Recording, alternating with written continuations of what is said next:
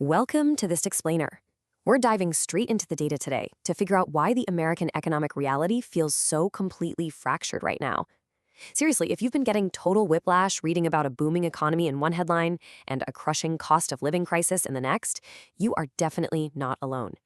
Today, we're unpacking the numbers to show you exactly how two vastly different economic realities are somehow existing at the exact same time. So, the big question we've got to ask, are we actually living in a two-tier economy? To figure that out, we're going to synthesize some recent on-the-ground data. We're talking about everything from everyday grocery runs to the massive costs of childcare. Our goal is to show you how everyday consumers are adapting to this stark divide. We're looking past the high-level macro numbers and zooming right into the real behavioral shifts happening in households everywhere. Okay, here's our game plan for today. First, the K-shaped consumer divide. Second, the cost of raising kids. Third, Gen Z's loud budgeting. Fourth, navigating travel and leisure. And finally, consumer resilience and relief. Let's jump right into Section 1, the K-shaped consumer divide. You've probably heard this term thrown around recently, but let's actually define it. A K-shaped economy is essentially an economic divergence. Picture the literal letter K. The top arm points up, representing higher-income households seeing stable growth. But that bottom arm points down, representing middle and lower-income households facing seriously tightening financial constraints. According to a February 2026 consumer checkpoint by Bank of America, this K-shape is actively opening up right now. Just look at this stark contrast in wage recovery. Higher earners are seeing a 3.7% year-over-year after-tax wage growth. That drastically outpaces the minimal gains for middle and lower-income families, who are sitting below 1.6%.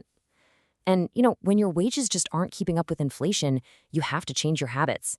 For folks on the lower half of that K, that means trading down and making some really tough compromises. And you can literally see this happening in the grocery aisles. Lower-income households are aggressively trading down to value grocers just to stretch their dollars. Over the past 3 years, lower-income spending growth at value grocers has outpaced their spending at premium grocery stores by about 5 percentage points. They aren't just clipping coupons anymore, they're structurally shifting where they buy their basic, everyday necessities. Add the housing squeeze to that, and it gets even tighter. Bank of America data shows that for a quarter of lower and middle-income households, rent is swallowing up over 50% of their yearly income. Just let that sink in for a second. When half of your paycheck goes to simply keeping a roof over your head and groceries are still expensive, well, escaping the downward arm of that K-shape becomes incredibly difficult. All right, moving on to Section 2, the cost of raising kids. Now, this economic divide isn't just affecting weekly errands, it's forcing massive life choices. $15,570, that is the average annual price of center-based childcare right now. If you're a family sitting on the lower end of that K-shaped recovery we just talked about, an expense like this isn't just a heavy burden, it's absolutely prohibitive. Sarah Ritling from the First 5 Years Fund really hit the nail on the head here. As she points out, these costs are creating impossible barriers. Parents are being pushed into agonizing choices they never thought they'd have to make, like deciding between advancing their careers, staying home to avoid childcare fees altogether, or just entirely changing their timeline for having a family. The numbers from a 2025 survey back this up perfectly. 70% of folks now say raising kids is just too expensive. That's a huge 13-point jump from the year before. And for the first time in the survey's history, finances are the absolute #1 reason people are capping their family size. We're also seeing that 1 in 5 rural parents are putting off having more children specifically because of childcare costs. The economy is quite literally shaping the future demographics of the country. This brings us to Section 3, Gen Z's loud budgeting. So, how are people actually dealing with this immense pressure? Well, Gen Z has come up with a really fascinating cultural shift called loud budgeting. This is a massive viral trend where young consumers are openly vocalizing their financial limits rather than quietly going into debt just to keep up appearances. Instead of making up some fake excuse for skipping an expensive dinner, they're just proudly saying, hey, that is not in my budget right now. It's like leaving financial peer pressure on read with zero guilt attached. The adoption of this is staggering. A whopping 68% of Gen Z adults say they've actively turned down social activities because of their finances.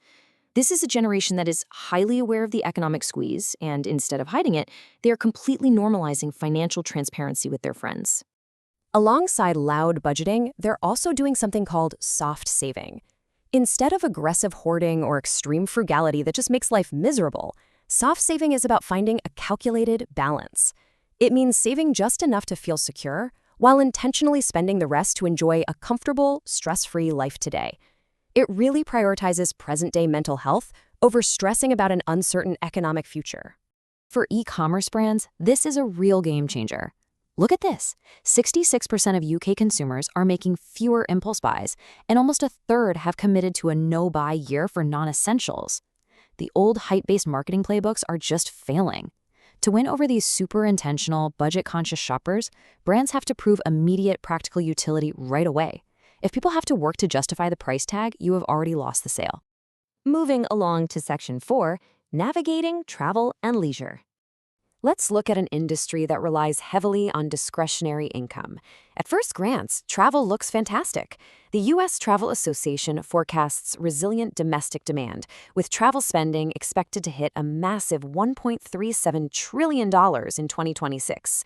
Adjusted for inflation, that's a 1% growth this year. Sounds like everybody's out there taking vacations, right?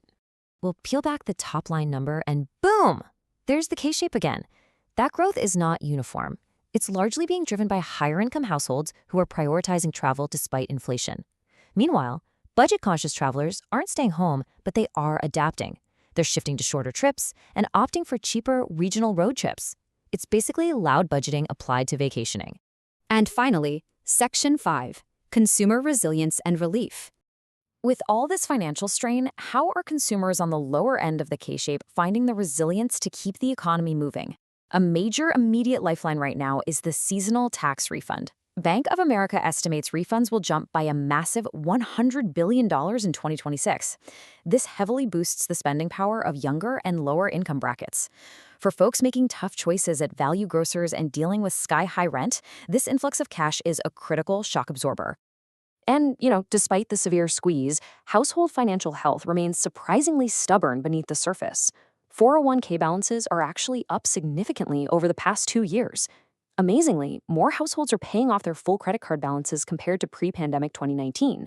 And for those who do carry a balance, median credit card utilization shows they still have room to borrow. The consumer is definitely bent, but structurally, they aren't broken yet. But I gotta leave you with this final, provocative thought.